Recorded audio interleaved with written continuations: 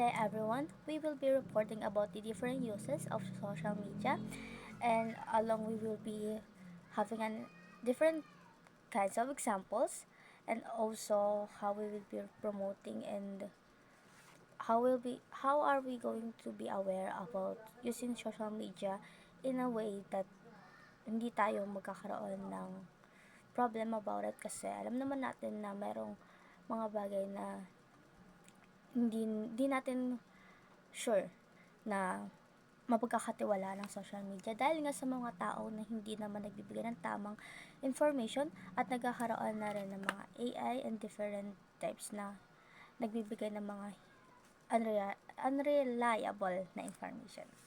So the first question is search for at least 3 examples of online platforms and describe each. The second one is how are you going to promote ethical use of these resources and exhibit proper etiquette while being connected online. Number 3, in what ways or the situation you can make use of the common ICT tools in your perspective and career path. Do you have, then number 4 is, do you have limitation in making use of the different online platforms if ever you choose to pursue careers in ICT? And the last one is that internet offers a great source of information. However, how are you going to make sure this information are reliable? So here's the group 8. We will be explain all these questions 1 to 5. I am Ana Denise Fernando, and along with Angel Assis, Jarek Andrew Calipos, and also Sajid Parahabitos, along with Arian who made our PPT. So let's start for number 1. Good day everyone. So today I'll be discussing about online platforms. An online platform is basically a digital service or a website kung saan pwede tayo mag-interact ng mga users. Ibig sabihin, ito yung mga virtual spaces na ginagamit natin para mag-share ng information, to communicate at gumawa ng iba't ibang activities online. Ginagamit ito sa mga bagay tulad ng e-commerce or online shopping, social media to communicate or connect to other people, cloud computing to save files at information sharing. In short, ang online platforms ay parang is like a bridge to connect to other users or groups for like businesses, communication, or social interaction.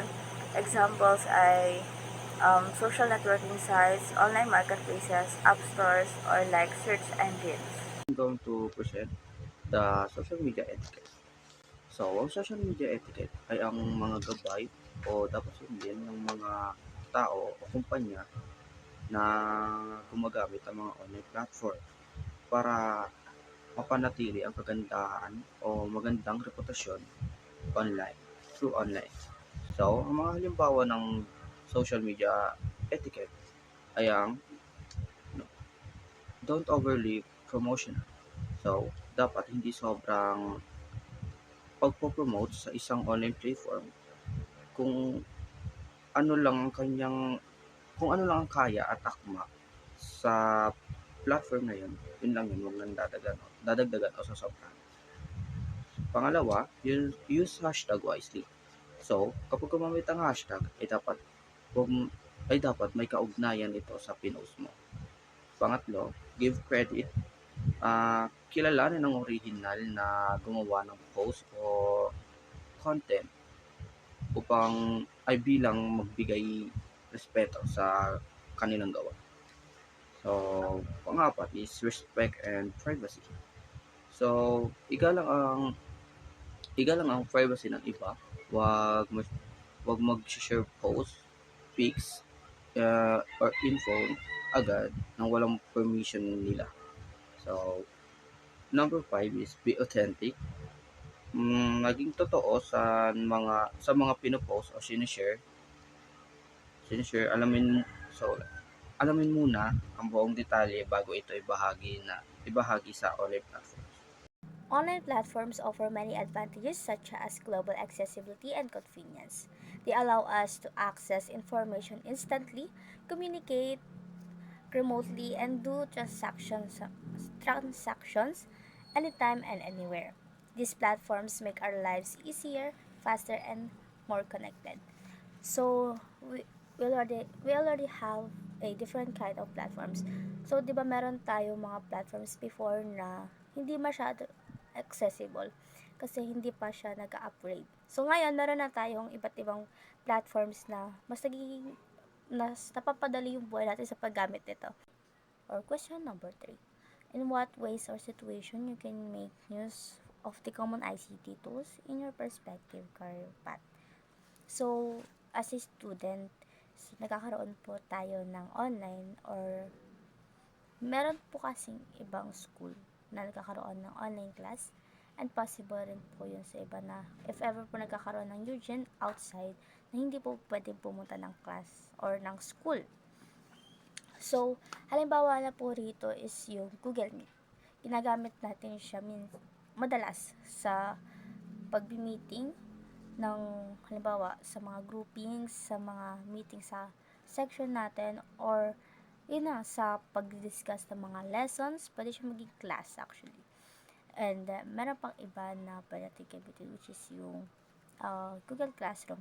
Lalapagan natin yun ng mga lessons or dun tayo nagpapasa ng mga gawa natin para ma-check to ng professors natin through online kasi hindi naman lahat is napapasok talaga on time ng face-to-face yung mga papers. So, pwede natin siya picturean doon, pwede natin ipasa para mas madali siyang ma-checkan, hindi na natin kailangan pumunta sa school. So, yun yung mga ways na nagpapadali rin ang buhay natin sa ngayon na student tayo. What limitations do we have for online platforms? Those include technical dependencies, such as a reliable internet access and suitable devices. Those reasons might lead to possible frustration and disruption. What is the difference between these two images? Yes, you're right. The left side isn't from a reliable source, while the right side is from an official page of the Philippines. So, maraming salamat po sa inyo lahat at naway may natutunan po kayo sa mga explanation, sa mga pagbibigay namin ng information tungkol sa topic po na ito. And sana magkaroon kayo at maging aware sa mga bagay na dapat matutunan natin kasi hindi naman lahat ng bagay na dapat tayo nakikita or napag-aaralan natin sa mga bagay sa social media is dapat nating pagkatiwalaan kasi nga tulad ka na sabi namin kanina is may mga bagay na hindi dapat pinaniniwalaan. May mga bagay na dapat maging aware tayo kung tama ba ang pagbibigay nila ng information, kaya dapat maging aware tayo ron. And thank you so much po sa inyo lahat. Muli, kami ang Group 8 at dito na po nagtatapos ang aming report. Maraming salamat po.